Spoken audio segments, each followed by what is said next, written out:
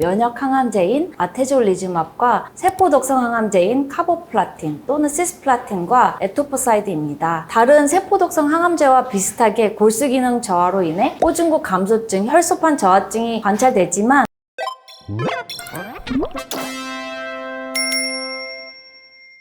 안녕하세요. 폐암학교 유튜브 채널 폐암 무엇이든 물어보세요입니다. 저는 사회를 맡은 고대 안산병원 방사선종양학과의 임채용입니다. 이번 시간에는 소세포 폐암 치료의 최신 지견에 대해 알아보고자 합니다. 오늘은 연세한병원 이기쁨 교수님을 모시고 말씀 나눠보도록 하겠습니다. 교수님 자기소개 부탁드립니다. 안녕하세요. 저는 연세안병원 정형외과에서 폐암을 진료하고 있는 이기쁨입니다. 오늘 소세포 폐암의 최신 지견을 나누면서 이와 관련된 항암제들에 대해서 얘기를 나눠보도록 하겠습니다. 특히 2차 요법으로 투여 가능한 럴비넥티딘과 최근 화두가 되는 탈라타맙에 대해서 설명드리도록 하겠습니다. 네, 벌써 기대가 됩니다. 먼저 소세포 폐암의 항암 치료에 대해 설명하기 전에 소세포 폐암의 기본적인 특성이나 그리고 발생 빈도에 대해서 설명 가능하실까요? 대부분 흡연자에게서 나타나는 전체 폐암의 15%에서 20%를 차지하는 소세포 폐암은 신경 내분비 종양에 기원하는 암으로 알려져 있습니다. 소세포 폐암의 특징은 매우 공격적인 특성을 보이고 다른 암종과 다르게 1기, 2기, 3기, 4기로 분류하지 않고 진단 당시 제한기 또는 확장기로 분류해서 치료하게 됩니다. 한쪽 폐에만 국한되어 있을 때는 제한기로 분류하고 타 장기로 전이가 되었을 때 확장기로 분류하게 됩니다. 소세포 폐암의 경우는 70% 진단 당시 확장기로 분류하게 됩니다. 소세포 폐암의 특징은 진단 당시 상당히 많은 환자들이 이미 폐외 장기로 전이가 되어 있다는 점입니다. 그만큼 소세포 폐암은 매우 빠르게 자라며 전신으로 전이되는 암이기 때문에 진단 당시 수술이 불가능한 케이스가 많습니다. 대부분의 경우 수술이 어렵다면 소세포 폐암의 제한기나 확장기 치료는 어떻게 되는지 설명 부탁드립니다. 다행히 소세포 폐암은 항암 치료나 방사선 치료에 반응이 좋기 때문에 진단 당시에 소세포 폐암 제한기를 진단받았다면 적극적으로 항암과 방사선 치료를 같이 받아야 합니다. 또한 항암과 방사선 치료를 마치고 치료가 잘 되었다고 하더라도 뇌로 잘 전이가 되기 때문에 뇌 전이를 예방하기 위해 예방적 뇌 방사선 치료를 진행하게 됩니다. 임채용 교수님, 소세포 폐암의 방사선 치료의 경우 궁금해하는 환자분들이 많은데 설명 부탁드리겠습니다. 소세포 폐암 방사선 치료를 하게 되면 반응을 빨리 잘하는 편이기 때문에 진단 당시에 빨리 시작하시는 것이 좋고요. 제한기일 때는 항암제하고 방사선 치료를 같이 수행을 하게 되고 확장기인 경우에는 항암제를 하고 나서 치료 경과에 따라서 좀 유리한 경우에는 방사선 치료를 하기도 합니다. 소세포 폐암의 특징 중에 하나가 뇌 쪽으로 병이 잘 올라가서 뇌전이를 잘 일으키고 많이 오래된 연구기는 하지만 예전에 부검을 했던 연구에서 실제로 진단이 되지 않았더라도 뇌전이가 부검했을 때 50% 이상 있었다는 결과도 있고 해서 예방적 방사선 치료라는 치료를 합니다. 뇌방사선 치료를 2주 정도 수행을 하게 되면 이후에 뇌전이가 될 가능성이 줄어들어서 암의 경과에도 좋은 영향을 미치게 됩니다. 이번에는 확장기 치료에 대해서 여쭤볼 건데요. 사실 소세포 폐암의 항암 치료가 고전적인 항암 치료라고 알고 있는 빠르게 생장하는 세포를 타겟팅하는 항암 치료 이외에 표적 치료제나 면역 항암제 같은 신약이 상대적으로 큰 효과가 없었던 것으로 알고 있는데요.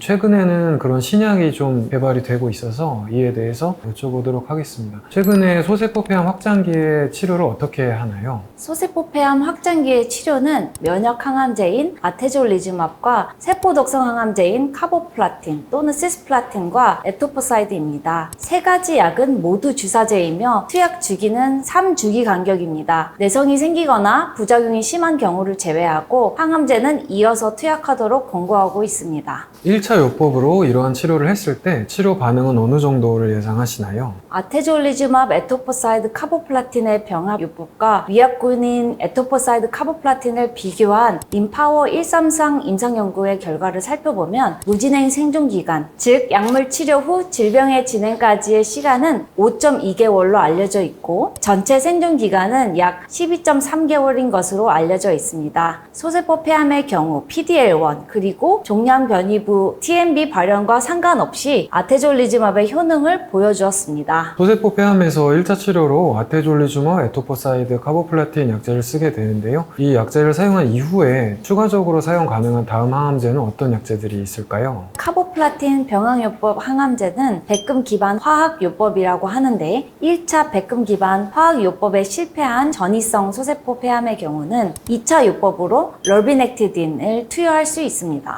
러비넥티딘은 어떤 기전을 가진 약인가요? 럴비넥티딘은 세포 독성 항암제로 암세포의 DNA 전사 억제를 통해 암을 죽이게 됩니다. 기존에 알려져 있는 항암제인 토포테칸, 벨로테칸, 이리노테칸 등이 있지만 이러한 항암제들은 혈액학적 독성이 크기 때문에 혈소판 저하와 골수 기능 저하가 동반되게 됩니다. 이상 임상 연구에서 럴비넥티딘의 효능을 살펴보면 전체 반응률은 35%로 확인되었고 반응 지속 기간은 5.3개월, 무진행 생존 기간은 3.5개월이며 전체 생존 기간은 9개월 정도 알려져 있습니다. 저희가 이전에 알고 있던 항암제인 토포테칸, 벨로테칸, 이리노테칸보다 전체 반응률과 치료 지속 기간, 전체적인 무진행 생존 기간이 조금 더 긴 것을 확인할 수 있습니다. 러비넥티딘은 언제 어떻게 투여하는지 그리고 투약 주기에 대해서 설명 부탁드립니다. 럴비넥티딘은 3주 간격으로 1회 투여하게 되며 투여할 때 약 1시간이 소요됩니다. 항암 치료를 하면서 2-3개월 간격으로 CT를 찍고 항암 치료 반응을 살피면서 치료에 반응이 있고 부작용이 없다면 이어서 치료하는 것이 원칙입니다. 러비넥티딘의 항암 치료 시 부작용은 어떤 게 있나요? 다른 세포독성 항암제와 비슷하게 골수 기능 저하로 인해 호중구 감소증, 혈소판 저하증이 관찰되지만 다른 약제에 비해서 이러한 발생 빈도가 적은 편입니다. 다만 이러한 부작용이 있는 경우에는 필요시 백혈구 촉진제 또는 항생제 치료가 필요할 수 있습니다. 아직까지도 소세포 폐암은 이렇게 치료 결과가 약간 아쉬운 면이 있는데 2차 치료 이후에도 3차 치료요법으로 새로 탈라타맙이라는 약이 개발이 되어서 치료 효과가 기대가 되고 있는데요. 이 탈라타맙은 어떤 약인가요? 탈라타맙은 DLL3와 CD3을 표적으로 개발된 이중 특이성 T세포 관여 항체라고 해서 바이트 또는 바이스페시픽 T셀 인게이저입니다. 소세포 폐암은 신경 내분비 암의 일종으로 알려져 있는데 소세포 폐암에서 비정상적으로 DLL3를 발현합니다. 탈라타맙은 면역세포인 T세포의 CD3과 결합하고 암세포의 DLL3와 결합해서 면역세포가 암세포를 공격하는 기전을 가진 약물입니다. 그러니까 면역세포가 암세포를 더 죽일 수 감작을 있도록 잘하게 이렇게. 도와주는 이번 연구 결과가 뉴 잉글랜드 저널 오브 메디신이라는 이제 의학계 최고 권위지에 실리면서 탈라타맙에 대한 기대가 높은데 이 임상 연구 결과가 어땠습니까?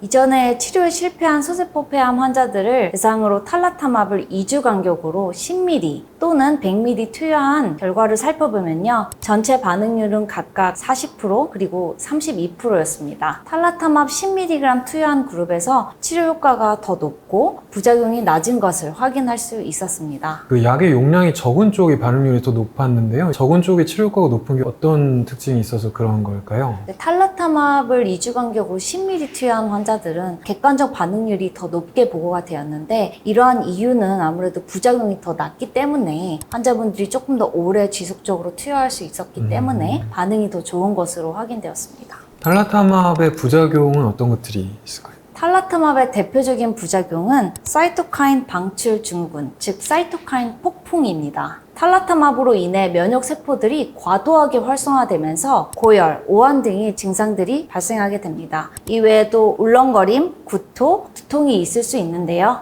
이러한 현상은 보통 첫 투약 또는 두 번째 투약 시기에 나타나기 때문에 수액과 더불어서 보존적 치료를 하면 충분히 치료를 이어서 하실 수 있습니다. 소세포 폐암의 특성이 상당히 병이 공격적이고 빠르게 진행하는 특성이 있는데 최근 들어서 다양한 치료 방법들이 새로 제시가 되어서 앞으로의 치료 경과가 더 나아질 것이 기대가 됩니다. 지금까지 소세포 폐암의 최신 지견에 대해서 연세암병원 이기표 교수님의 말씀을 들어보았습니다. 오늘 영상을 통해 폐암 관련하여 올바른 정보를 아는 데 도움이 되었으면 좋겠습니다. 오늘 영상이 도움이 되셨다면 폐암학교 유튜브 채널 구독, 좋아요, 알림 설정 부탁드립니다. 감사합니다.